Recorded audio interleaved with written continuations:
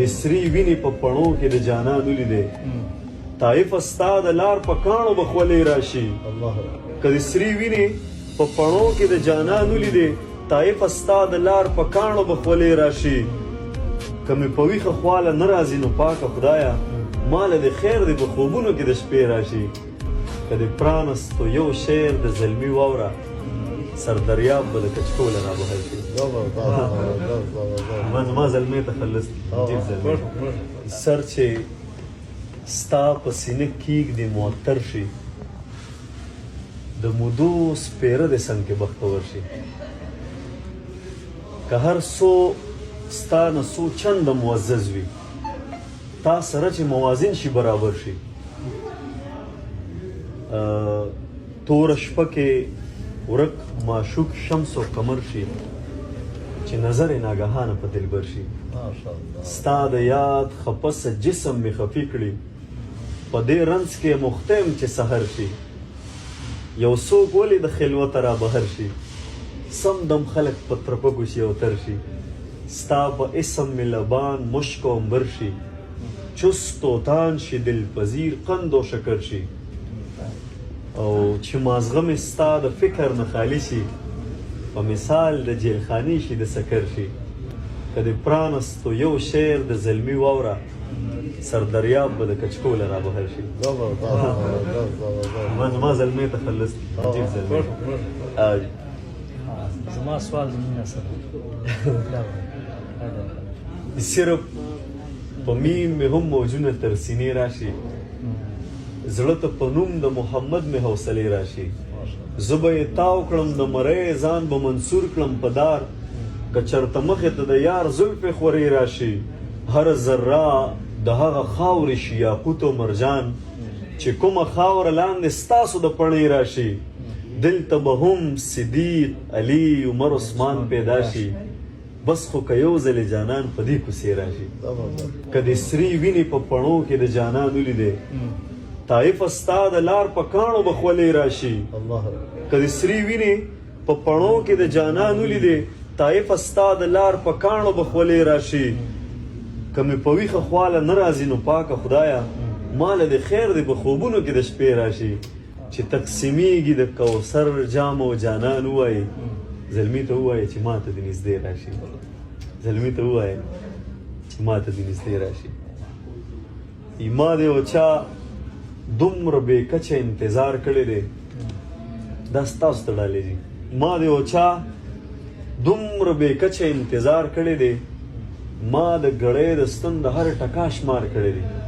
تل مې د اوښکو په تسبو ذکر د یار کړی دی ما محبت په داسې ډول او سینګار کړی دی دا څه مزه ده چې په خوله شولې مزه هغه ده چې ما مینت کړی او تا راته انکار کړی دی مونږ په لمن پسې لمن نیولې د حقیقت لټون مو تل په ورکه لار کړی دی څه په سلګو ډوبېږي د کنډو له سره وخت یې پوره شو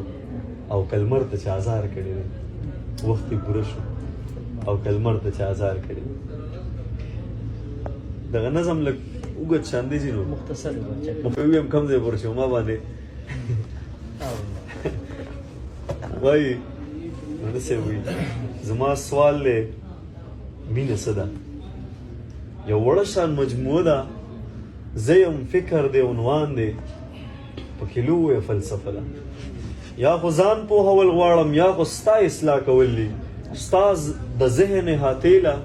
دا ګنده رس اشلول دي زما سوال دی مینه څه ده بس جانان دی او ارمان دی که د زلفو لاندې خوب دی د بڼو په تیره سکو ځان له زړونه غوڅول دي که د سرو شونډو لمبو کې ځان په زوره سوځول دي که د سترګو کوهیکاب کې روکېدل دي او که نه د جانان غیږ کې ارمانونه رجېدل دي نه جي دا خو مینه نه ده دا خو ژوند سره تړلې څه قیسې دي معاملې دي که منصور مې سر په دار شي زه به بیا هم رښتیا وایم مینه سترګو کې نظر دی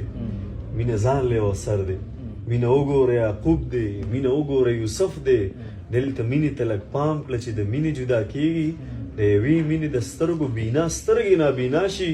تش د مینې په لباس هم نابینا سترګې بینا شي مینه ژوند مینه مذهب دی مینه عقل له مکتب دی مینه لویه فلسفه ده، دا د زړونو حادثه ده. که په دې زه کافر کېږم په خپل کفر به خوشحال یم. زما یار زما ایمان دی، زما یار زما سجده ده. د جانان سترګې چې نه وي نه کعبه نه مدینه ده. مینه حسن باندې نه ده. که بلال په تا مین شو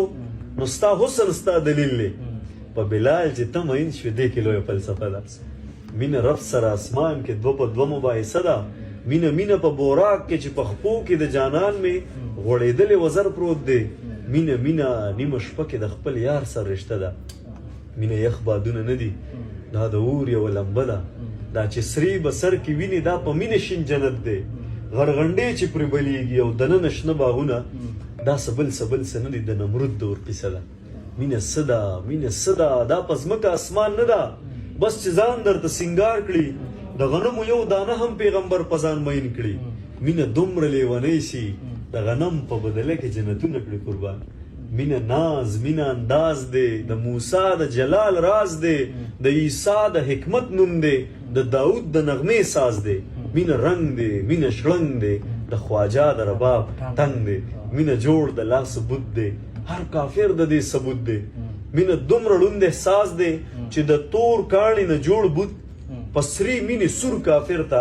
د هما واړه دنیا نه قدردان پروردگار. مینه سړیکا، مینه درد دی چې د وینې موج کې راشي، د فارس ظلمت سبا شي او د جهل شپې رڼا شي. یو بینومه محبت ته